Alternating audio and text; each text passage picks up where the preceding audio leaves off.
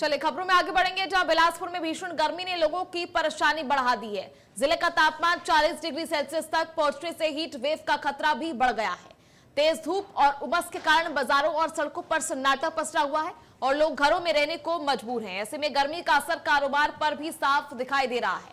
दुकानदारों का कहना है कि बाजारों में ग्राहक कम पहुंच रहे हैं, जिससे आमदनी प्रभावित हो रही है। वहीं लोगों ने चेतावनी दी कि यदि जल्द बारिश नहीं हुई तो तापमान और बढ़ सकता है, जिससे लू और बीमारियों का खतरा भी बढ़ जाएगा।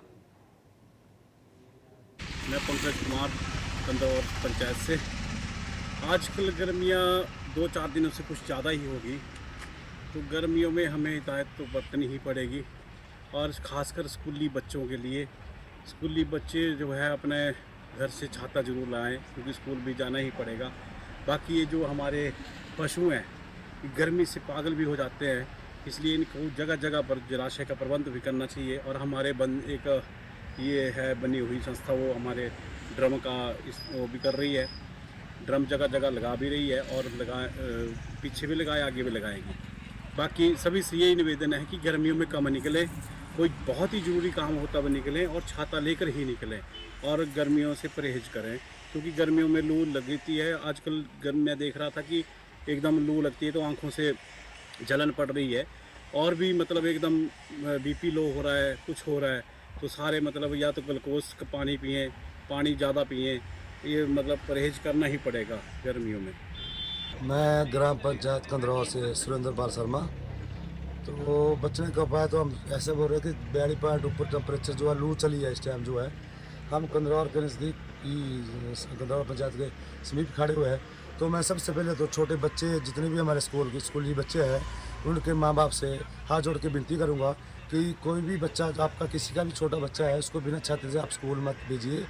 और जो पानी की बोतल है वो बच्चे को ज़रूर साथ में भेज दीजिए, क्योंकि गर्मी इतनी ज़्यादा बढ़ गई है कि छोटे बच्चे हो चाहे बड़ा भी, इस टाइम तो इतनी लू चली है कि बड़े को भी गर्मी लगे तो छोटे बच्चे का तो बुरा हाल होगा। तो सभी से मेरे हाथ जोड़ के विनती रहेगी से कि आपने किसी भी छोटे बच्चा होगा चाहे बड़ा होगा, बिना छाते से उसको स्कूल मत भेजिए। और जो हमारे आवारा पशु भी है वो भी बेचारे पैसे होते हैं इस टाइम।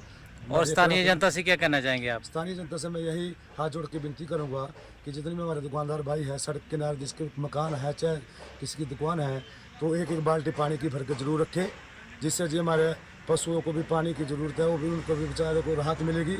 और हाथ जोड़ के विनती रहेगी मैंने उनसे कि अपनी दुकान के आगे जो है एक बाल्टी ज़रूर पानी की भर के रखें। शर्मा है, मैं कंदौर से बिलोंग करता हूँ। और जिस तरह से देख रहे हैं कि आज टेम्परेचर 42 डिग्री से ऊपर है और ये प्रतिदिन बढ़ रहा है, तो हमें इन गर्मियों से एहतियात रखनी पड़ेगी।